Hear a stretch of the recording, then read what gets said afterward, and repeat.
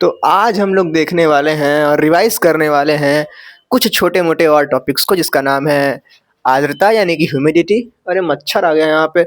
मौसम कार्यालय को भी थोड़ा-सा जानेंगे, फिर यहाँ पर कुछ चीज़ों को जानेंगे और हम लोग जानेंगे पवनों को। यहाँ पर जो है वो ज़्यादा टाइम लगेगा, मतलब कुल मिला-जुला कर देखा जाए तो मतलब 15 से 20 मिनट के अंदर-अंदर पूरा जो है वीडियो खत्म हो जाएगा। संभावना तो यही रहेगी। शुरू करते हैं आर्द्रता से। आर्द्रता की बात की जाए तो हम लोग सबसे पहले आते हैं पानी पर। अगर हम एक गिलास में पानी लेते हैं और जस्ट सपोज़ कि हमारे पास पानी है, तो ये रहा पानी। साइंस के लौंडे आते हैं, कहते हैं कि भैया यहाँ पर एक तनाव लगता है। इधर के जो अणु हैं, वो ऊपर वाले जो अणु हैं, उनको कहते हैं तुम जल्दी से बाहर भागो। मतलब कि अगर इसको ज़ूम करके देखें तो ज़ूम करके देखेंगे तो हमको ऐसा दिखेगा। ऐसे, ऐसे, ऐसे, ऐसे अणु ऊपर है ना? जो जल के कण हैं वो ऊपर इस तरीके से रहेंगे। अगर इसको हम लोग ज़ूम करके देखें तो और ज़ूम करके देखेंगे तो क्योंकि हवा के संपर्क में है तो एक और फिनोमिनन काम करता है यहाँ पर कि जो वायु के कण हैं वो इनके कण को उड़ाकर ऊपर ले जाते हैं। इस प्रकार होता क्या है कि जो हमारा गिलास में पानी था उसके कुछ कण ऊपर चले जाते हैं। ये प्रक्रिया बहुत धीमी होती है, हम लोग को दिखती नहीं है। अगर यहाँ पर हम लोग ताप बढ़ा दें तो प्रक्रिया बहुत जल्दी होने लगेगी। मान लो यहाँ पर हम लोग इसको गर्म करने लगें, 100 डिग्री पर गर्म कर दें, तो फटाफट ये जो है उड़ने लगेंगे, है ना? मतलब कि अंदर से और फेंकेगा, गतिज ऊर्जा बढ़ेगी और खड़खड़ा के जो है निकल जाएगा। खैर वो अलग की बात है। सीधी-सीधी बात ये है कि अगर हम लोग पानी छोड़ दें सरफेस पर या फिर कहीं पर भी, तो ऊपर के जो कण हैं वो वातावरण में साथ मिलते हैं और मिल जाते हैं और क्या। बस यही कहानी है जलवाष्प की। तो जो कण ऊपर गए उसको हमने कहा जलवाष्प। जलवाष्प और जलवाष्प की ये जो मात्रा है कि मान लो जैसे यहाँ पर इतने सारे जलवाष्प के कण आ गए, इसी मात्रा को हम लोग कहते हैं आर्द्रता, है ना? आर्द्रता, ह्यूमिडिटी। अगर एक और लैंग्वेज में समझे तो हम लिख सकते हैं कि भैया मतलब ये रहा हमारे पास समुंदर, ये रहा पहाड़ और नीचे मान लो समुंदर है यहाँ पे इस तरीके से।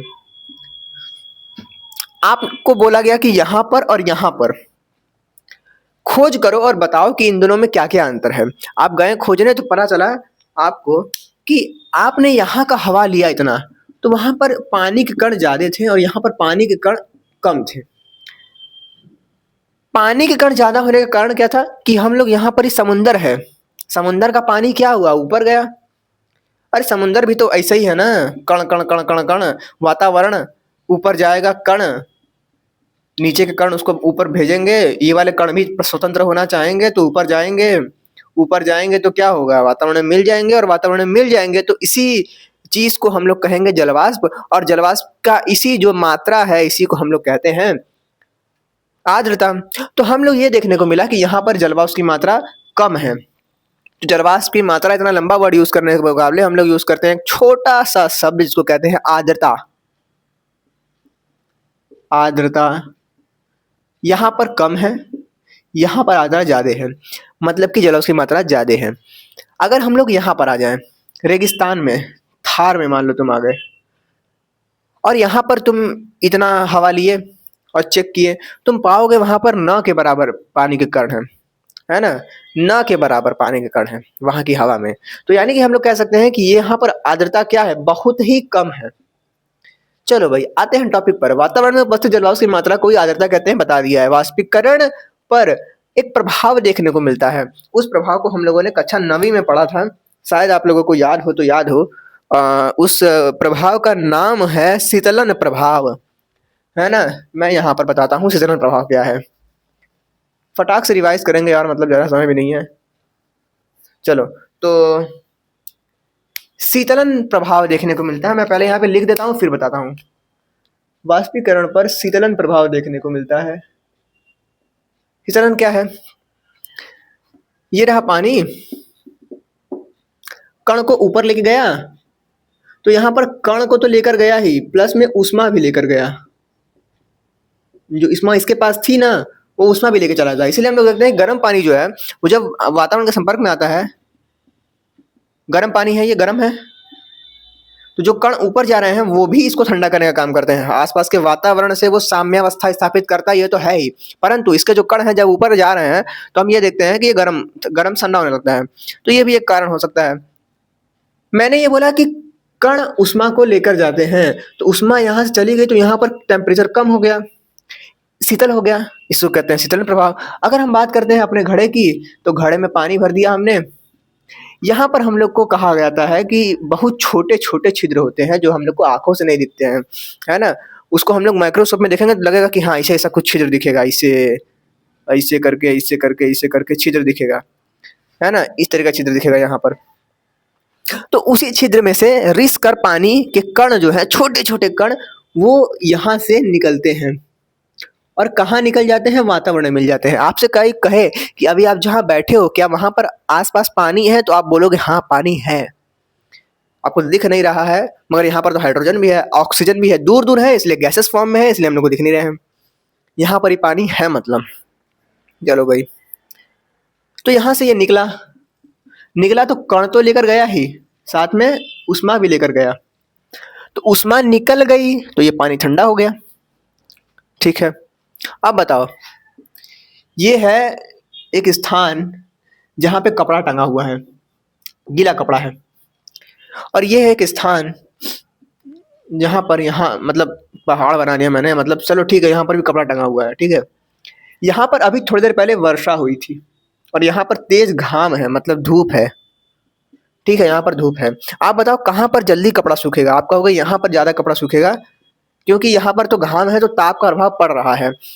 यहाँ पर वर्षा है, इसका मतलब कि वर्षा के कण नीचे हैं, अब वो कण कहाँ जाएंगे, वो ऊपर उठेंगे ना, तो आसपास क्या हो जाएगा, हमारे वातावरण में जल के कण बहुत अधिक हो जाएंगे, और जब आर्द्रता अधिक हो जाएगी तो एक तरीके से देखो तो यहाँ पर छोटे छोटे छोटे कण यहाँ पर ऑलरेडी मौजूद हैं।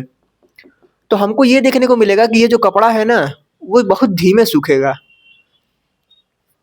आपसे ऐसे कोई पूछ दे कि भैया बारिश के बाद कपड़ा धीमे क्यों सूखता है, आप कहोगे कि ठंडी है, जो कपड़ा कैसे सूखेगा, हवा नहीं रहता है, हवा बह रहा है तब भी क्यों नहीं, तो फिर कहोगे कि ओ ह्यूमिडिटी है। चलो भाई, तो ये कॉन्सेप्ट हो गया। बाकी मैं कहूँ यहाँ पर धूप नहीं है, यहाँ पर हवा चल रहा है, तो भी कपड़ा सूखेगा, बिल्कुल सूखेगा, परंतु यहाँ पर बारिश नहीं हुई है इसलिए कपड़ा सूखेगा। चलो भाई ठीक है, ये कहानी एक हो गई। इस कहानी को देखने के बाद हम लोग आगे बढ़ते हैं, क्या लिखा हुआ है ये भी देख लेते हैं। मतलब तो जब वाष्पीकरण के बाद जलवाष्प की मात्रा अधिक होती है, मतलब कि यहाँ पर रहा सरफेस वाष्पीकरण हुआ और यहाँ पर जलवाष्प की मात्रा बहुत अधिक है, तो हम देखेंगे कि अब और पानी निकलने के लिए इसको ज़्यादा दम लगाना पड़ेगा, है ना। तो हम देखेंगे कि जो कण के निकलने की जो पहले संख्या थी वो अभी कम हो गई, यानी कि वाष्पीकरण जो हुआ वो कम हो गया। तो भैया वाष्पीकरण की दर कम हो जाती है, वाष्पीकरण की दर कम हो जाती है। अब ये तो हमने देख लिया कि निकला, आर्द्रता वाद्रता जो भी चीजें हैं वो देख ली। अब देखने वाले हैं सापेक्ष आर्द्रता, मतलब कि हम लोग देखने वाले हैं कि जब हम लोग समुंदर के पास गए और जब हम लोग गए रेगिस्तान में, तो वहां पर आर्द्रता कम थी, तो हमने किसके सापेक्ष देखा, हमने देखा हवा के सापेक्ष। ये पूरी कहानी जो हुई वो हवा के सापेक्ष हुई। मतलब कि ये रहा हमारे पास समुंदर और ये रहा हमारे पास रेगिस्तान, यहाँ का इतना हवा लिया, यहाँ का इतना हवा लिया। हम देखेंगे कि यहाँ पर पानी का 1 2 3 4 कण मौजूद है और यहाँ पर कई हजारों कण मौजूद हैं, क्योंकि समुंदर के ऊपर हम लोग हैं। ठीक है, और एक और जगह है जहाँ पर कि बहुत ही ज्यादा, मतलब लाखों में कण है, मान के चलो बहुत ज्यादा। तो अब हम लोग अगर देखें तो जहाँ बहुत ज्यादा कण है वहां और वाष्पीकरण हो पाएगा, वहां और कण ऐड हो पाएंगे। वो कहेंगे अरे नहीं जगह है, बहुत जगह है, नहीं जगह है, नहीं जगह है, नहीं जगह है।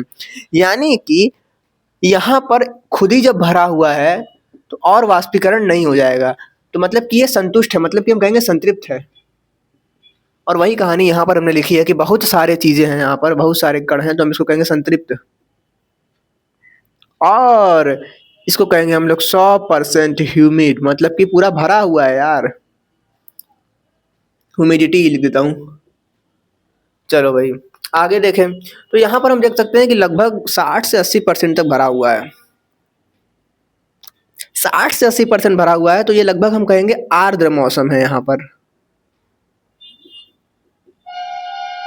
अगर 20 से 40 के बीच में है तो हम कहेंगे कि एकदम शुष्क है, शुष्क मौसम, शुष्क मौसम है। मतलब कि यहाँ पर कौन सा मौसम हुआ? शुष्क मौसम। कोई पूछेगा राजस्थान का जो रेगिस्तान है वहां पर मौसम कैसा होता है, तो आप कहोगे शुष्क होता है, क्योंकि वहां पर जलवाष्प की मात्रा बहुत कम होती है वहां के कणों में। यहाँ पर हम बात करें तो जलवाष्प कैसा है? आर्द्र है। ठीक है, आर्द्र है, क्योंकि यहाँ पर ना बहुत कम है ना बहुत ज्यादा है, मतलब है 60 से 80% के लगभग में है। आप कहोगे हमारे घर में कैसे काम आएगा? अरे भैया, बारिश होती है तो देखते हो ना आसपास वाष्पीकरण होते हुए, देखते नहीं हो मगर महसूस तो कर सकते हो कि हाँ भाई पहले पानी था अब हट गया। अपने फर्श पे आपने पानी गिरा दिया, वो पानी सूख जाता है, वो जाता कहाँ है? वातावरण में चला जाता है ना। तो कहाँ गया? वातावरण में चला गया।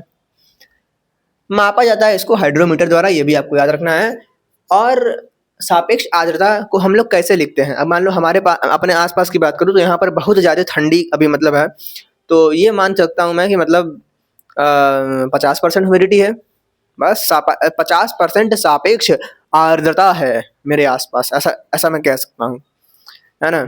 चलो भाई, मौसम कार्यालय भी एक छोटा सा टॉपिक था आपके क्लास 7th में आई थिंक है ये।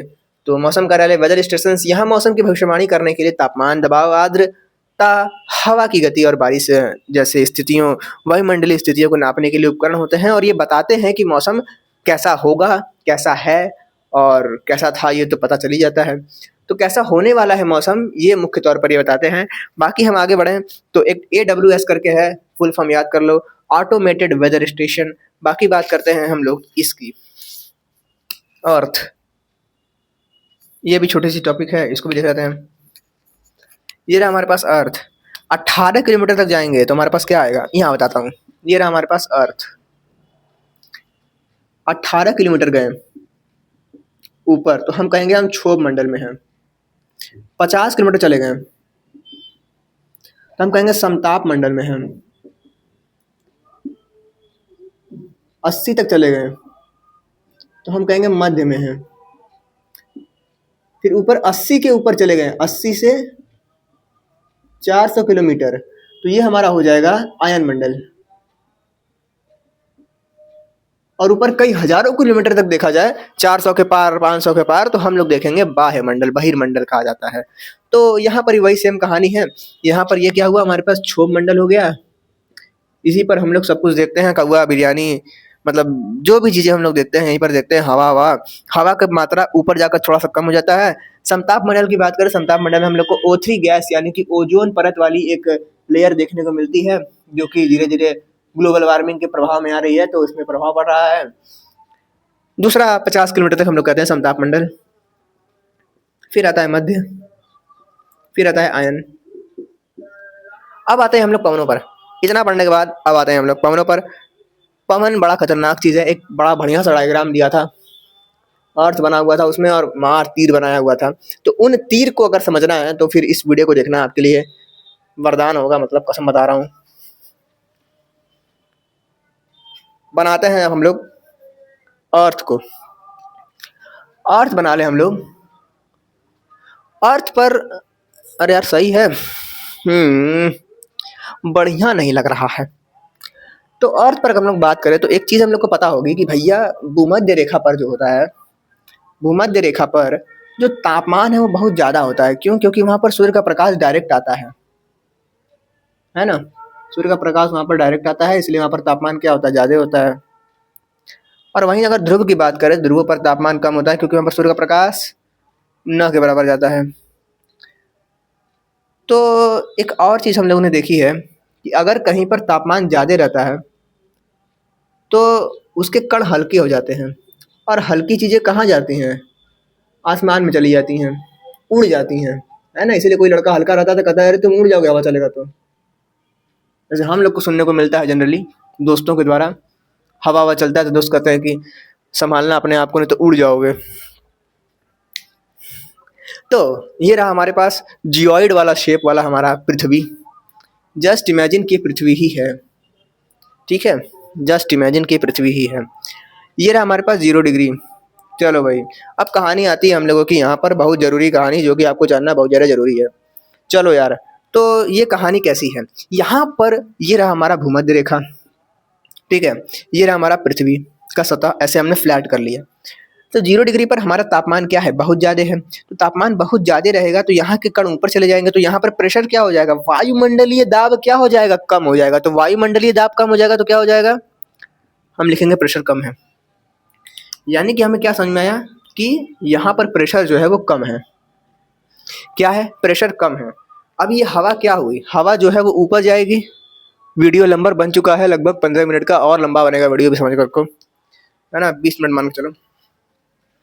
तो ये हवा गई ऊपर, क्यों, क्योंकि ताप बहुत ज़्यादा था। अब हवा ऊपर जाएगी तो ऊपर जाने पर क्या होता है, तापमान घटता है, तभी ना एवरेस्ट, माउंट एवरेस्ट पर उतना बर्फ जमा रहता है, क्योंकि ठंडी जगह है।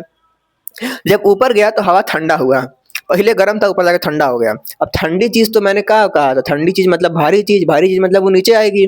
अब नीचे आएगी तुरंत नीचे नहीं गिरेगी, ये थोड़ा सा ऐसे गिरती है, ऐसे थोड़ा दूर जाकर गिरेगी, थोड़ा दूर जाकर गिरेगी। तो हम लोग जनरली देखते हैं कि लगभग 30 डिग्री के आसपास में आके गिरती है। तो यानी कि यहाँ से लगभग 30 डिग्री इधर आए और 30 डिग्री इधर आए। इस तरीके से यहाँ पर जो हवा है वो यहाँ से उठेगी, यहाँ पर गिर जाएगी। तो यहाँ पर जब ये गिरी, जब यहाँ पे गिर रही है हवा, क्यों, क्योंकि भारी हो चुकी है तो नीचे गिरेगी, तो इस जगह पर हवा ज़्यादा हो जाएगी। मतलब कि यहाँ पर वायुमंडलीय दाब क्या हो जाएगा, ज़्यादा हो जाएगा। मतलब कि यहाँ पर वायुमंडलीय दाब ज़्यादा, यहाँ पर वायुमंडलीय दाब ज़्यादा, यहाँ पर वायुमंडलीय दाब कम, क्यों, क्योंकि तापमान ज़्यादा है। और फिर ये ऊपर गया और फिर उठ के यहाँ पर आ गया और यहाँ पर प्रेशर बढ़ा दिया, यहाँ पर प्रेशर बढ़ा दिया, ऐसे गया और ऐसे जो है ऐसे ऐसे बैठ गया। इतना समझ में आ गया, ठीक है। अब हम लोग आते हैं पोल्स पर। मैंने पोल्स पर एक बात बताया था कि पोल्स पर तापमान जो है वो कम होता है। पोल्स पर तापमान कम होता है तो हम लोग क्या देखते हैं, पोल्स पर तापमान कम होता है तो हम लोग देखते हैं कि वहाँ पर हवा बहुत दबाव ज़्यादा होता है, क्योंकि वहाँ पर तापमान कम है तो वहाँ की जो हवा है वो ठंडी रहेगी। ठंडी चीज़ भारी होती है, इसलिए वो नीचे आकर गिर जाएगी। और वहाँ पर हम लोग देखेंगे कि तापमान कम है, इसलिए प्रेशर भी ज़्यादा है, ठीक है। तो ऊपर क्या हो गया भैया, प्रेशर ज़्यादा, यहाँ पर ही प्रेशर ज़्यादा, यहाँ प्रेशर ज़्यादा, यहाँ प्रेशर ज़्यादा, यहाँ भी प्रेशर ज़्यादा। परंतु यहाँ पर कैसी हवा है, ठंडी हवा है। यहाँ पर कंपैरेटिवली कैसी हवा होगी, वो कंपैरेटिवली ठंडी तो होगी, क्योंकि वो ऊपर जाके ठंडी नीचे आई है, परंतु नीचे आने के बाद फिर वो गर्म हो जाएगी। मतलब कंपैरेटिवली इसके मुकाबले ये थोड़ी गर्म होगी, और ये ठंडा, ये गर्म, तो ठंडे से गर्म की तरफ उधर जाएगी, है ना। यहाँ पर प्रेशर कंपैरेटिवली इससे ज़्यादा होगा। तो ये जो है कुछ इस तरीके से अगर हम लोग देखें, ये रहा हमारे पास ध्रुव और ये रहा हमारे पास ये वाला 30 degree, 30 degree south, 30 degree north. तो ये रहा 30 डिग्री, ठीक है। यहाँ से ये प्रेशर बहुत अधिक है, प्रेशर अधिक है। यहाँ पर कंपैरेटिवली प्रेशर है बट उससे ज़्यादा नहीं है, और यहाँ पर गर्म हवा है। तो हम लोग देखते हैं कि ये दोनों पास में आती हैं, इधर आती है, मिलती है, और मिलने के बाद यहाँ पर इनका संयोग होता है और ठंडी हवा भी गर्म हो जाती है, ठीक है। दोनों मिले और ठंडी हवा गर्म हुई और गर्म हवा हल्की ठंडी हुई, परंतु ओवरऑल देखा जाए तो गर्म ही हवा हुई। और ये गर्म हवा फिर ऊपर उड़ने लगी। तो ऊपर उड़ने लगी मतलब कि यहाँ पर प्रेशर क्या हो जाएगा, कम हो जाएगा। जनरली ये जो जगह आता है वो लगभग हम लोग देखते हैं 60 डिग्री के आसपास में आता है। यहाँ पर ये सब करते क्या हैं कि प्रेशरवा जो है उसको घटा देते हैं। क्यों घटा देते हैं, ये इधर से इधर आया, ये इधर से इधर आया, दोनों उड़ गए, ये इधर से इधर, इधर से इधर उड़ गए, प्रेशर और कम हो गया, प्रेशर यहाँ पर कम हो गया, ये यहाँ से यहाँ मिले, उड़ गए। तो हम लोग ध्यान से देखें तो भूमध्य रेखा पर कम, फिर ज़्यादा, फिर कम, फिर ज़्यादा, फिर कम, फिर कम, फिर कम, फिर ज़्यादा, फिर कम, फिर ज़्यादा, ये कहानी चल रहा है। अब एक बहुत खतरनाक सा कॉन्सेप्ट आया कि हवाएं कहाँ से कहाँ चलेंगी। पुरानी वीडियो में मैंने बताया है आप लोगों को कि हवा कैसे चलती है। ये रहा हमारे पास अर्थ। ये एक जगह है जहाँ पर कि काफ़ी हाई जो है वायुमंडलीय दाब है। ठीक है, बहुत ज़्यादा है। ये लो, वायुमंडलीय दाब बहुत ज़्यादा है, मतलब यहाँ पर गैसेस बहुत ज़्यादा हैं। ये एक और जगह है जहाँ पर कंपैरेटिवली गैसेस कम हैं, वायुमंडलीय दाब कम है। तो हम लोग क्या कहेंगे, यहाँ की जो हवाएं हैं घचघचा के इधर जाएंगी, यहाँ पर कोई रहेगा उड़ा देंगे उसको, लेके जाएंगे उधर चल जाएंगे। तो हवाओं का प्रसार इधर से इधर की तरफ होगा, मतलब कि हवाओं का प्रसार हाई प्रेशर से कम प्रेशर की तरफ होगा। यानी कि हाई प्रेशर से कम प्रेशर की ओर, मतलब हवाएं हाई प्रेशर लो प्रेशर, तो हवाएं कुछ नीचे आएंगी, कुछ इस तरीके से, ऐसे।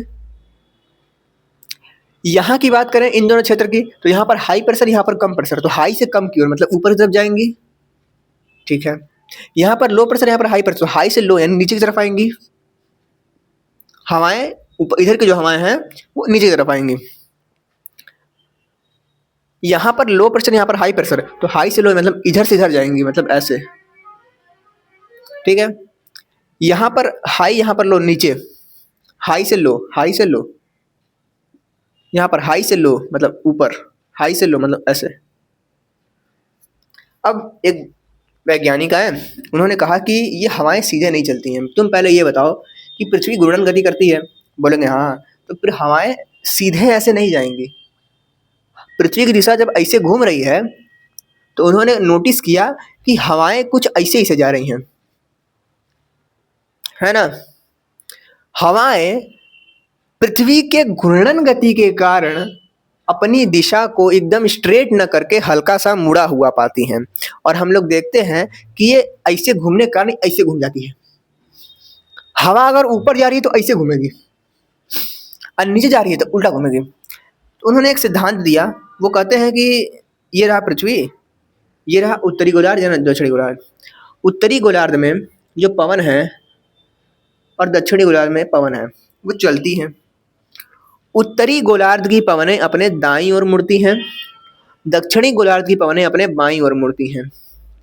उत्तरी गोलार्ध ये रहा, उत्तरी गोलार्ध की पवनें, मान लो इस पवन को उठा लिया हमने, उन्होंने कहा अपने दाएं ओर मुड़ती हैं। इसका दायां कौन सा होगा, इधर होगा, तो ये ऐसे मुड़ेंगी। यहाँ की पवनें ऐसे हो जाएंगी, ऐसे मुड़ेंगी। उत्तर के तरफ जो ध्रुव है, उत्तरी ध्रुव जो है, वहां पर पवनें अपने दाएं मुड़ेंगी, जिसको हटा दे रहे हैं।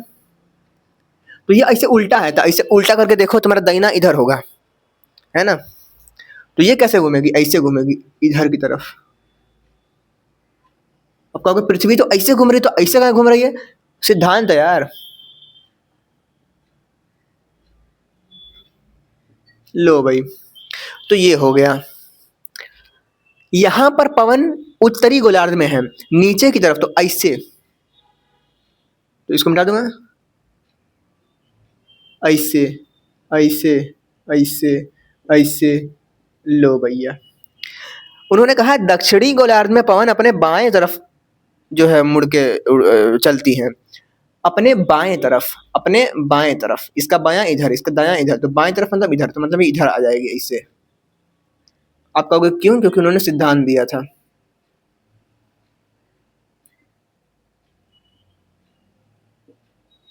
लो भाई, तो ये इधर की तरफ मुड़ी, और ये सब मिलकर ऐसे उड़ती हैं, इसको कहते हैं पूर्वी पवनें।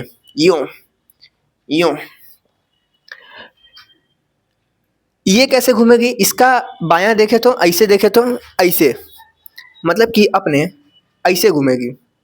कैसे बताऊं मैं, ये रहा ऐसे। इसका बायां कौन सा होगा, जो हमारा दायां है, हमारा दायां इधर है और ये उल्टा है, तो इसके अपने बाएं तरफ मतलब इधर तरफ घूमेगी, मतलब कि ऐसे ऐसे। ठीक है, अपने बाएं तरफ मतलब ऐसे, बाएं तरफ, बाएं तरफ। ये किताब में आपके दिया हुआ होगा और आप पगला गए होगे कि ये क्या हो रहा है। तो इस तरीके से ये पूरी कहानी थी, और उम्मीद करता हूँ कि ये वीडियो 20 मिनट चला ही गया होगा, और वीडियो 24 से लगे ससुरा। तो भैया यही कहानी थी पवनों की, इस तरह पवनें चलती हैं। यहाँ पर मैं लिख देता हूँ 60 डिग्री और वीडियो एंड करता हूँ, नहीं तो 25 मिनट वीडियो हो जाएगा। ये रहा 60 डिग्री। चलो भैया, यही कहानी है। वीडियो फिर देख लो, नहीं समझ में आया तो।